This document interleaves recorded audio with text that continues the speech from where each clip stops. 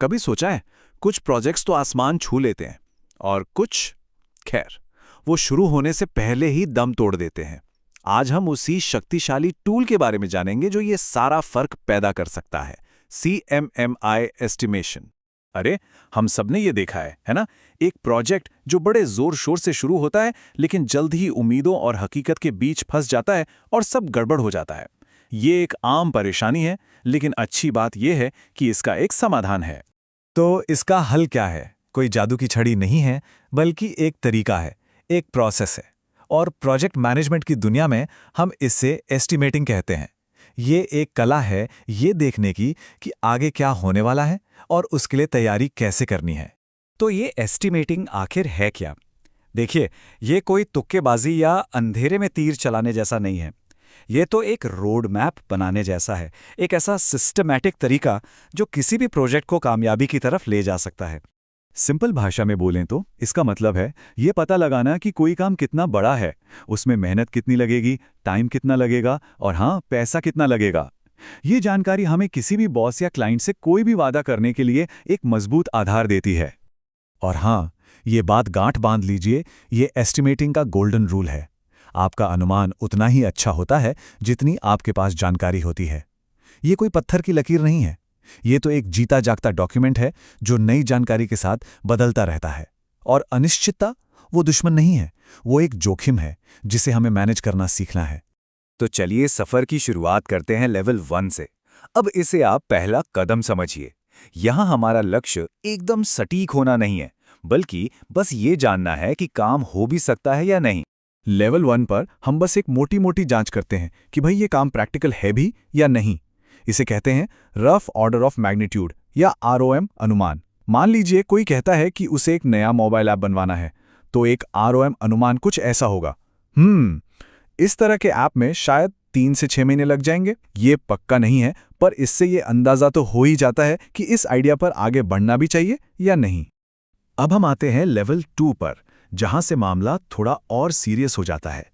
यहां अनुमान सिर्फ अंदाजा नहीं रहता, बल्कि एक प्रॉपर प्रोसेस बन जाता है जहां हम बाकायदा कैलकुलेशन करते हैं। लेकिन लेवल 2 पे जाने से पहले एक बहुत ही जरूरी फर्क समझना होगा, साइज और एफर्ट। ये दोनों एक नहीं है। साइज मतलब काम कितना बड़ा है, जैसे किसी बिल्डिंग का एरिया, और एफर्ट मतलब उसे करने में कितना टाइम लगेगा, जैसे उस बिल्डिंग को बनाने में लगने वाले इंसानी घंटे। ये दो बिल्कुल अलग अलग चीजें हैं। लेवल 2 का प्रोसेस ना बहुत ही सीधा साधा है। सिर्फ 3 स्टेप्स हैं। पहले काम का दायरा तय करो, फिर उसके साइज का अंदाजा लगाओ, और आखिर में उस साइज के आधार पर पता करो कि कितना टाइम और पैसा लगेगा। पहला स्टेप, स्कोप तय करना, मतलब साफ साफ बाउंड्री बनाना कि हम क्या करने वाले हैं और उससे भी जरूरी क्या नहीं करने वाले हैं। जैसे ये तय कर लेना कि लॉगिन पेज तो बनेगा, लेकिन फिंगरप्रिंट स्कैनर वाला फीचर अभी नहीं, बाद में देखेंगे। ये क्लैरिटी ना आगे होने वाले बहुत सारे कंफ्यूजन से बचा लेती है। एक बार जब दायरा तय हो गया, तो हम काम के साइज को नापते हैं। और याद रखिए, हम अभी भी टाइम की बात नहीं कर रहे हैं, हम सिर्फ काम के वॉल्यूम की बात कर रहे हैं। इसे स्टोरी पॉइंट्स या लाइंस ऑफ कोड जैसी यूनिट्स में नापा जा सकता है। यही वो नींव है जिस पर बाकी सारी प्लानिंग टिकी होती है। और अब आता है असली खेल। हम उस साइज के नंबर को असली दुनिया की चीजों में बदलते हैं। एफर्ट यानी कितने घंटे लगेंगे, ड्यूरेशन यानी शेड्यूल कितना लंबा होगा, और कॉस्ट यानी बजट कितना होगा। और हम ये भी लिखते हैं कि हम इस नतीजे पर पहुंचे कैसे, ताकि कल को कोई पूछे, भाई इतना बजट क्यों, तो हमारे पास एक ठोस जवाब हो। बस यहीं पर एक आइडिया एक असली प्लान में बदल जाता है। यहां तक तो ठीक है, एक प्रोजेक्ट के लिए।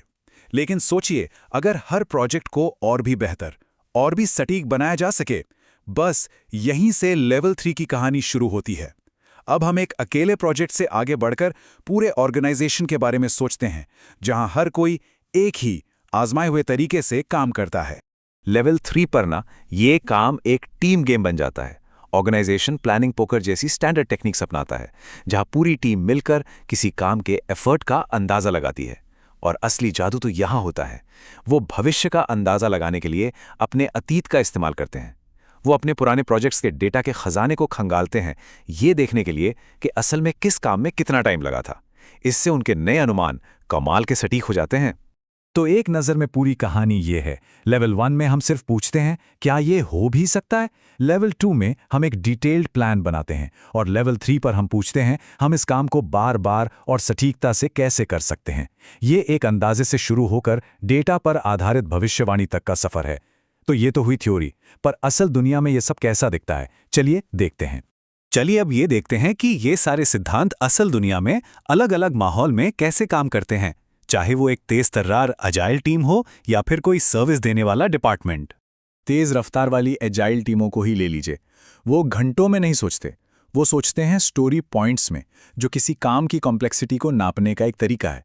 वे प्लानिंग पोकर जैसे तरीकों से मिलकर एक सहमति पर पहुंचते हैं। ये तो बिल्कुल CMMI लेवल 3 की टीम बेस्ड अप्रोच जैसा ही है। और ये सिर्फ सॉफ्टवेयर की कहानी नहीं है।